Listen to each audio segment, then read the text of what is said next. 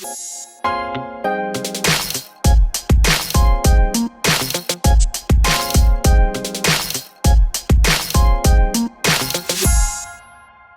saying, you know what, I'm dope as fuck. I don't care if you guys don't see it. And that's what I had to do in the beginning. When I first started my online fitness coaching, also that was a cop out for me because I wanted to be a life coach. I knew I wanted to be a female Tony Robbins. That's my goal. Like, just no cap. Like, I plan to replace Tony Robbins. We'll talk about that maybe another time. But I love it. When I first started at the gym, I'm a mom of two. I had a C-section, so I don't have a perfect body. I'm very strong. I understand how to work out. But unless I get some skin taken away, I'm not going to have that picture perfect IG fitness coach body. And so at the gym, I used to feel a little inadequate with all of the other really fit coaches, but I was like, I don't care. I was like, I'm Bonnie and I connect with people. I'm Bonnie and people love to hear what I have to say. I'm Bonnie and I can motivate people. So I'm great. I'm glad that you have your perfect fit body, but this is what I'm bringing to the table. And surprisingly, I ended up getting so many fitness clients in the gym because I didn't lead with, oh, look at my perfect body. I led with who I was. And that's why I love that you start your podcast with that. You don't necessarily have a say, this is what I'm, or maybe it was on one of your reels. I think I was scrolling through your page and it was like, you're not selling a product. And like, yes, you are here to sell a product, but like, people need to be bought on you first. And if you're looking for support from your friends and your family to be sold on you, but you're not sold on you, don't be confused. Don't wonder why people aren't sold on you if you're not sold on you. So that's, as far as that, I think that was more like the resistance. As far as support goes, I went looking for it.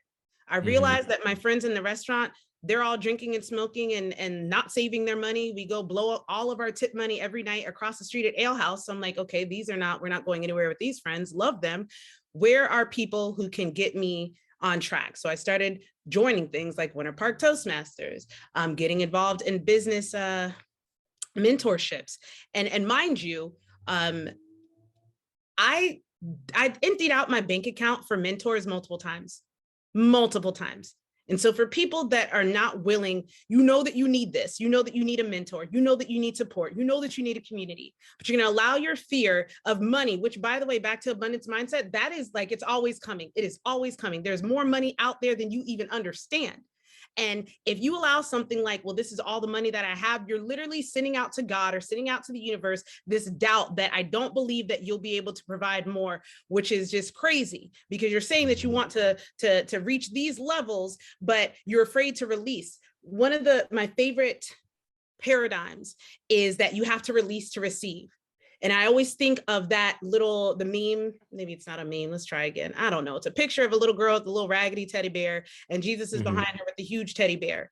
And some of us are holding on to these little dollars in our savings account because that's what society tells you. You have to be, you got to have money saved away. And I do believe in that, but I also know that entrepreneurship, greatness, all that stuff, it comes with risk. You don't get the reward if you don't take the risks. And so if you know that you need this, you need a coach, you need a mentor, you need a community, but you won't let go of your little couple $1,000s so that you can actually like grow into the person you're supposed to be, boo-boo, you can't get mad.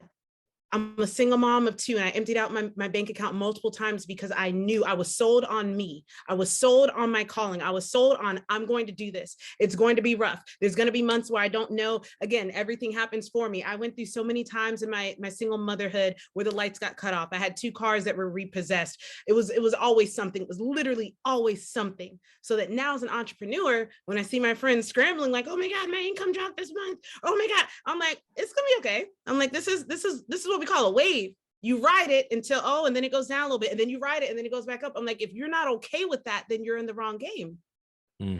It's like money is fake, but it isn't fake, right? It's like we give, again, money just as much power as we give man some time to give. And we think that money is the thing that you need to give when you create opportunities that bring you money, especially if you're staying true to yourself. And my question for you is, as we talked about, how open and how willing you are to invest in coaching, invest in these programs and these communities, which I love, because community is another big part of success as well. People, the most successful people realize they can't do it by themselves. And it takes a village. And so you understanding that, why do you think that people are so willing to, be quick to get a student loan and go to college and go into hundreds of thousands of dollars of debt into college, but may not be so willing to take out a personal loan to pay for a $10,000 course or a $10,000 mentorship or even a $5,000 mentorship? Where do you think that comes from of not being willing to do that? I would say 100% their subconscious programming and their conditioning, because this is what they set us up to do. This is the system that they set up for us. You go to college, no, everybody ain't gonna make it in college. Oh, well, this is what we're doing. And maybe at one point it was supposed to help us out. I'm not gonna act like I know a whole bunch about that, but I know that it's not, that this is what they're taught, that this is what success looks like. And sometimes you have to get real about what success looks like for you. I could talk for days on that. That's a whole nother story. But it's the programming that you're taught that that's what that's supposed to be. And then also, again, they're not sold on themselves. Because if you take out a loan from the government and you don't go to school or you don't get a job in what you went to school for, you can pull the, well, I went to college, I did it right. You can be a victim. You get to be a victim. I went to college and it didn't work. Yes, and we all love that, because now you get pity and now you get a free pass to not live up to your potential. Whereas on the other hand, if you do it on your own, people are going to be like, see, you should have went to college. And it's like, you have to know that what you're doing is right. And again, one of the things that I teach women is how to get into alignment, because most people are living completely out of alignment with why they're created. I believe that every single one of us has a divine purpose. I don't believe that anybody was put on this earth just to exist, but because structures like religion or whatever you want to look at have conditioned so many of us to think it's wrong to want to be wealthy. That's a really big one. Growing up in church, it was hard for me to want to ask for a lot of money, because I was conditioned to believe that, only rich people are greedy and blah, blah, blah, blah, blah. And that we all should live these meek, humble lives. And that's what's pleasing to God. And it's like, do you know how many people that God has blessed? Money is neutral. Okay, if you are a shitty person, money is only going to make you more shittier. If you are a good person, you care about people, you want to help people, money is only going to enhance who you are. And I don't think that a lot of people understand that. A lot of people are afraid of success. You know how they say you're afraid of failure? I think so many people, and I've struggled with this, I was scared of success. I didn't want to outshine my dad who didn't fulfill his dreams. I didn't want to outshine my friends that were afraid to take the leaps that I did. I knew, I'm still accepting and understanding this vision that God gave me is bigger than anything that I could ever understand. And that is intimidating, because then you start thinking about all your flaws. You start thinking about all the things you did wrong. For me, that's why I tell my whole story, because ain't nobody finna pull no cards like, oh, she did it. No, I told it already. I did that. But some people are so afraid to be exposed and be seen, because they know that success means that they're gonna have a spotlight on them. But if they go to college and they play by the rules, they can live under the radar. They don't have to be judged. They don't have to be criticized. They don't have to be vulnerable. They don't have to be challenged. It's easier, just plain and simple. It's easier. Whereas with this, they know there's going to be the rejection of people not wanting to buy what you sell. They know there's going to be you got to go deep to be a successful entrepreneur. Like, you don't just get there by being good with money. I mean, maybe some people do, but the ones that I know, they got good with themselves. They had to understand who they were. They had to grow and evolve and develop into people, because you will never get what you're not able to manage. And so if you're in a state in your life right now and you're like, God, why am I not leveling up? God, why are these doors and opportunities not opening up for me? And this was the song of my life for like ever. God, why is everything happening for everyone but me? And he's like, you're not ready for that. You want it and it's there for you, but you still have stuff to go through. And I would not have chosen any other path than everything that I've experienced. This entrepreneurial journey was insane. Like my whole story, I used to start my podcast with this. I've changed it since, but I went from like being in the negatives in my business banking account, because I still had so much scarcity mindset and I just couldn't manage money. Like, I wanted those $10,000 a month, but I couldn't manage $1,000 in my bank account. So you see, there's a disconnect. That's how you're out of alignment. Like, I say that I want this, but this is how I'm acting and this is how I'm behaving. And so it's no wonder life is chaotic.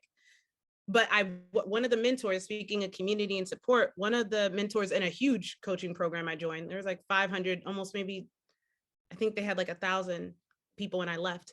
He took me under his wing. He saw me and he's like, yo, let me put you onto something. And so for a month, he had me working on my mindset like it was my job. I was up at 4 a.m. every single day doing my mindset work, and then, doing a whole bunch of other stuff for my business. And within 30 days of working with this man one-on-one, he did not have to do this. I went from zero, being in the negatives, to my first 10K month. And that stuck out to me. I was like, dude, that's when I realized, like, mindset is, this is not a joke.